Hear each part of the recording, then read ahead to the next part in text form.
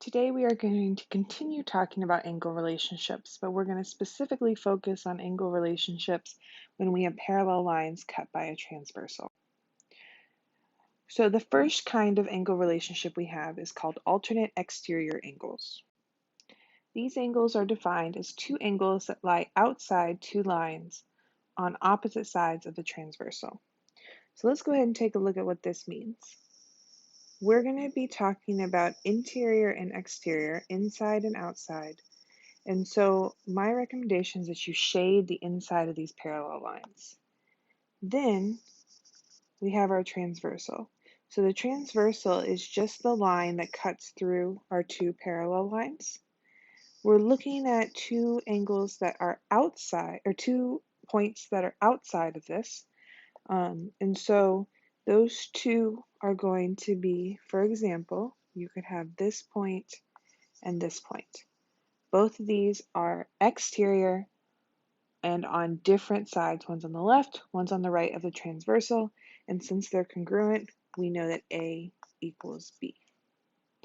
The next kind of angle we have is alternate interior angles. These are very similar to alternate exterior angles, except instead of being outside, they are inside. So if I shade the inside of my parallel lines and I shade my transversal, once again, I'm going to have one on the left, one on the right, but this time they are both inside, and since they are congruent, we set them equal once again. We also have two more. One of those is called consecutive interior angles. Consecutive interior angles are two angles that lie between two lines on the same side of the transversal. So unlike alternate interior angles, instead of lying on different sides of that transversal, they're going to lie on the same side. So here's my transversal, and these angles would be, for example, here and here. And what's different is that these are supplementary. This is the only relationship we have for parallel lines cut by a transversal that are supplementary. Everything else is congruent.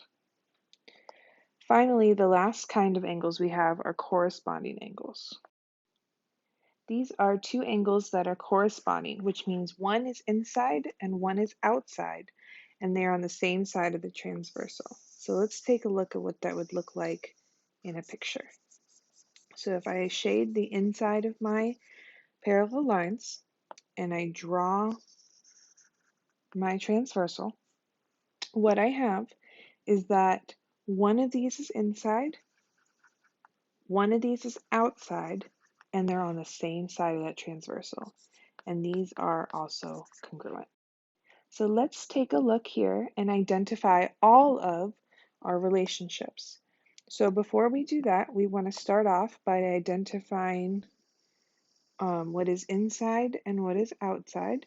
And so I recommend you do that by shading your interior of your parallel lines. And then also we want to make sure that we draw our line through that transversal so that we can visualize whether they're on the same side or opposite side. So alternate exterior angles are angles that are outside on opposite sides. So we can look at angle 1 and angle 8, and we can also look at angle 2 and angle 7. Next, we're looking at alternate interior angles. So these might be like angle 3 and angle 6. They're both inside, but they're on alternate sides of that transversal. And then I also have angles 5 and 4.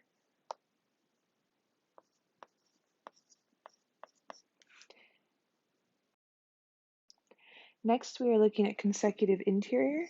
These are angles that are inside of the shape and they are on the same side of the line. So we are looking at angles 4 and 6, and we are looking at angles 5 and angle 3. Then finally, our corresponding angles. These are one inside, one outside on the same side. So we might look at angle 1 and angle 5. Or we might look at angle 7 and angle 3.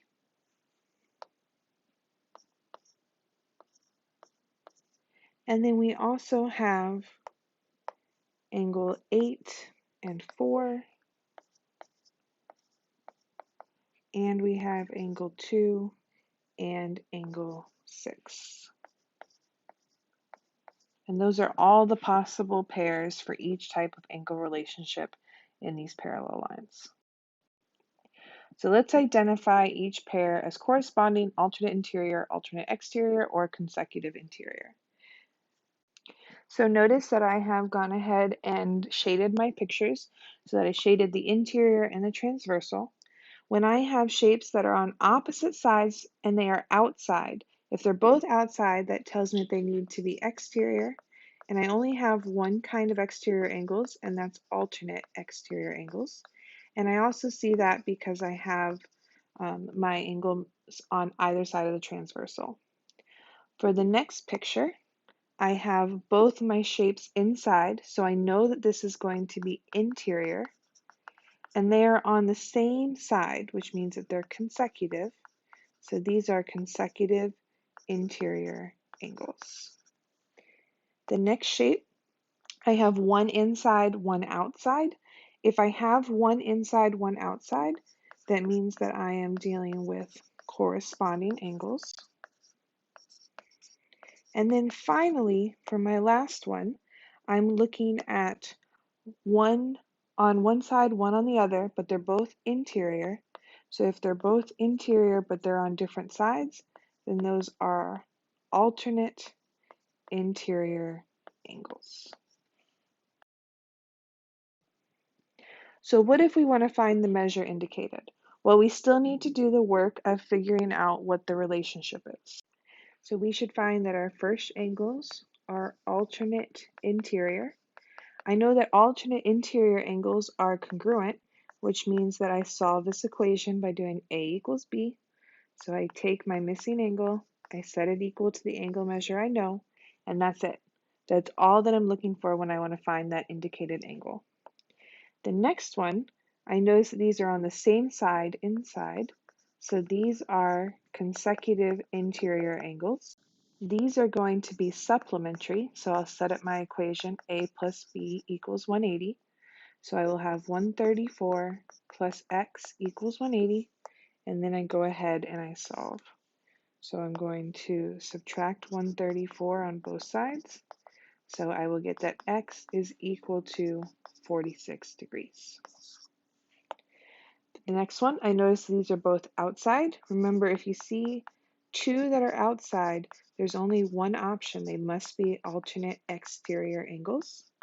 And I know that those are congruent. So A equals B.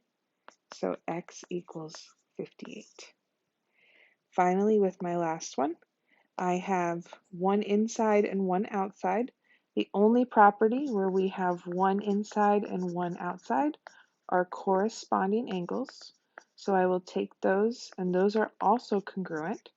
And so x equals 97. So the last kind of problem that you might see is where you take an equation and we need to fill in the blanks. So I see x plus 117 equals 180. Well, whenever we see equals 180, that's a sign that we're going to have supplementary.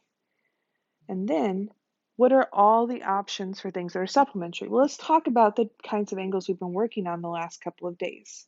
I could have a linear pair, I could have a supplementary pair, or what we've added today, I could have things that are consecutive interior angles.